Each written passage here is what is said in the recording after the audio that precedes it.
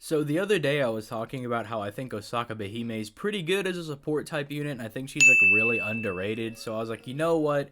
She's technically a quick support type unit, so I'm gonna compare her to the premium god quick support unit Skadi and see how she stacks up. Right now, I think I will say obviously getting ahead of like everybody commenting down below, I think Skadi is better for farming, and like, gee, I wonder why I would think she's better for farming. I don't know, like, can you guys think of a reason? Is there any one reason why maybe Skadi might be better for farming? I don't know. I don't know. Is 50% battery good for farming? Targetable 50% battery? I don't know. I don't know. Maybe that's just a little bit good for farming, but this is more or less going to be kind of talking about like challenge quests. Like, I've been very hard on Scott when it comes to her like performance and challenge quests and whatnot, especially because I think her NP's kind of an L. I maybe if it started off at like 50% crit damage that it gave to the party, I think the one hit of evasion is acceptable, right? I don't think it's all that bad.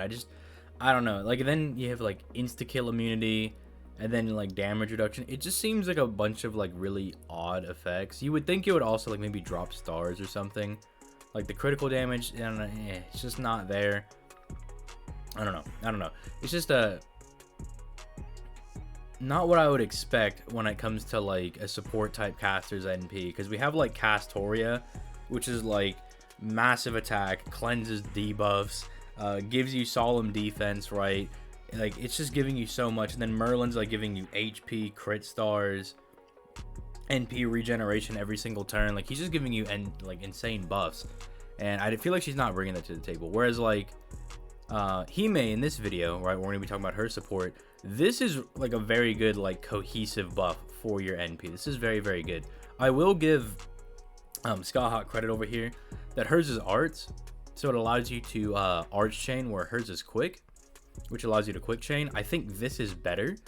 This is going to help you chain and get a bit more NP in like these challenge quests and whatnot, whereas this is like just going to give you more stars, and that's not going to be all that useful. I mean, you're a quick servant, you're probably going to be genning stars just fine anyway. You don't need to do a quick chain to essentially build up your quick stars like that. Like, I don't really think that's a thing you need to do. But I do think these effects are a bit more cohesive. They're a bit better. It's not quite as good as like this, right? Because this is like you get one free hit, right? And you live, right? It's like, that's fine. Like, if you're going to dodge an NP, this is more useful. But if you need more longevity, this is more useful, because you're getting anywhere from 2 to 4k max HP, and then a solid like 20% defense is solid, especially if you're giving this to a servant that already has a defensive buff. Like, if you're giving this to, off the top of my head, I can't think of like any quick servant with a defensive buff, right? But let's just say like they have at least they're on like 30% defensive buff or something like that, right? So then at that point they're at like 50% defense, right? Which is very, very solid for them. It's something that I would consider maybe weak if you don't have another defensive buff to stack on top of it, but if they do, it's very strong at that point. So like Hime herself is going to be absolutely fine, because, you know, example A, she starts off with 30% defense, and this is just going to bump her up to 50%. So if your like main DPS also has that ability, they're going to be looking really, really nice. And then this is just like a cherry on top, right? This is kind of just overall rounding out the kit for whoever, like, you know, you're buffing, whoever your primary DPS is. You're giving them really good sustain, and then you're going to give them just a very solid damage steroid. I know the meme is that like, oh, Hime, you betray like quick by giving them a buster buff, right? But that's actually really good, because a lot of quick servants will kind of do that, right? Like, they'll have like that mix match deck where it's like 2 quick, 2 busters, because they use the quick cards to gen stars, so their buster cards can do damage, but they usually don't have a buster buff, right? So even though they can, you know, do quote-unquote big damage with their buster cards, they can't capitalize on it because they don't have a buff for it. But Hime's giving them that buff that they lack, so that way they can do really big quick crits, and they could do really big buster crits, right? Which I think is very, very useful, where you're not really getting all that essentially with Skadi. Now, before people yell at me, yeah, Skadi does have her first skill.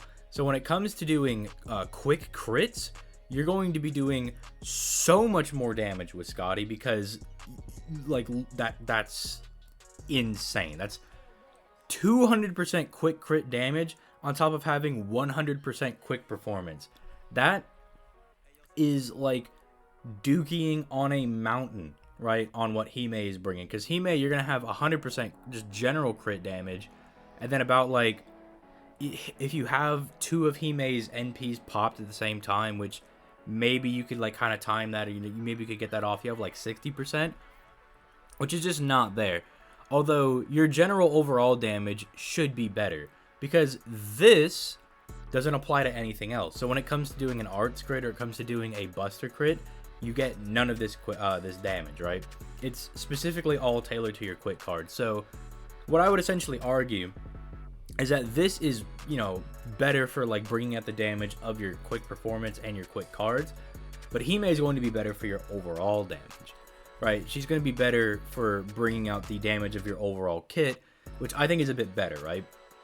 Because, you know, like, you still have those buster cards as part of your kit, and you're now being able to make use of them, right? You're getting to use them, right?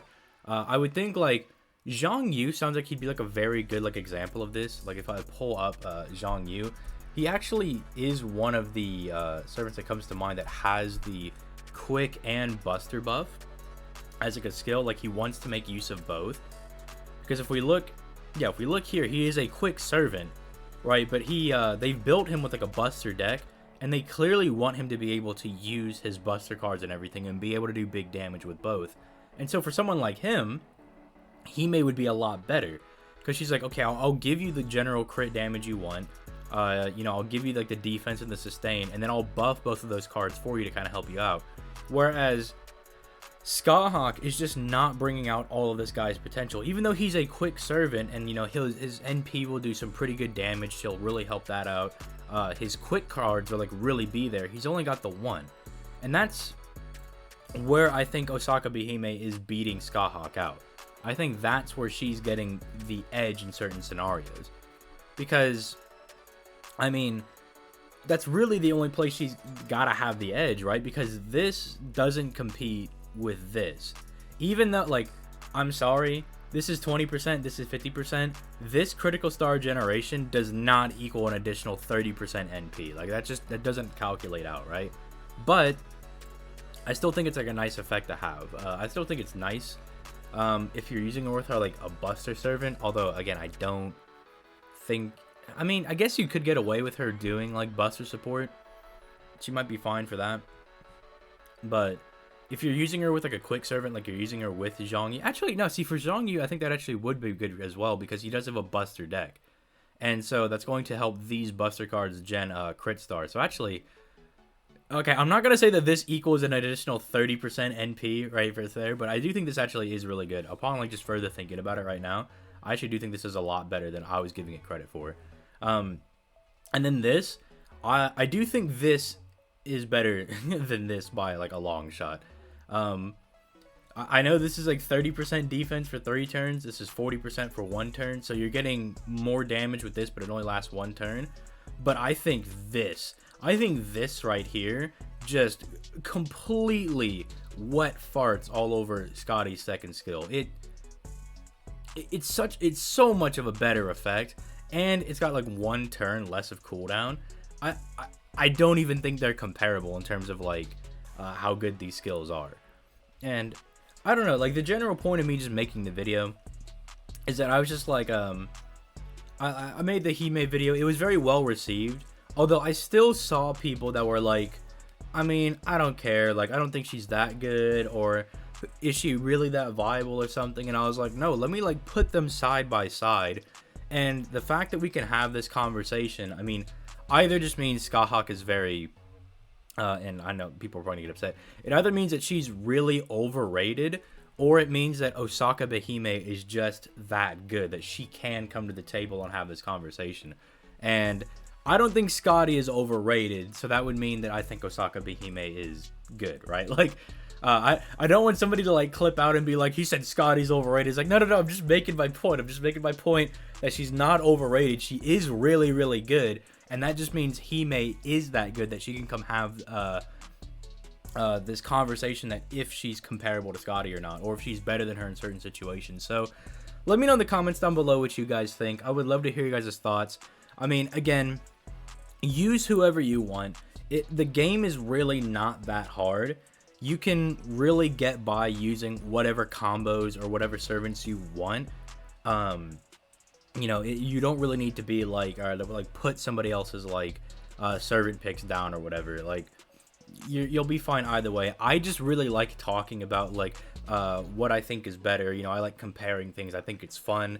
So, you know, let's keep it civil, right? Let's not like tear people apart in the comments, right? Just because somebody's like, if somebody agrees and they're like, I think Osaka's pretty good, I think she is better than Skadi in certain scenarios, then, you know, that's fine. And if you think Skadi's still better in every scenario, I mean, that's also fine. I would just, as long as you can like justify it, as long as you're like, well, no, I think that like I can beat most challenge quests in like 3 turns, you know, I think I can really bring him down, and it's never really been an issue for me, then that's fine. Like, as long as you have a reasoning for it, I don't really care. So with that being said, thank you guys for watching. I'll be back tomorrow with another FGO video. Leave a like and subscribe if you enjoyed the daily content. We're on the grind to 10K. But with that being said, I'm going to go ahead and get out of here. You guys have yourselves a nice day.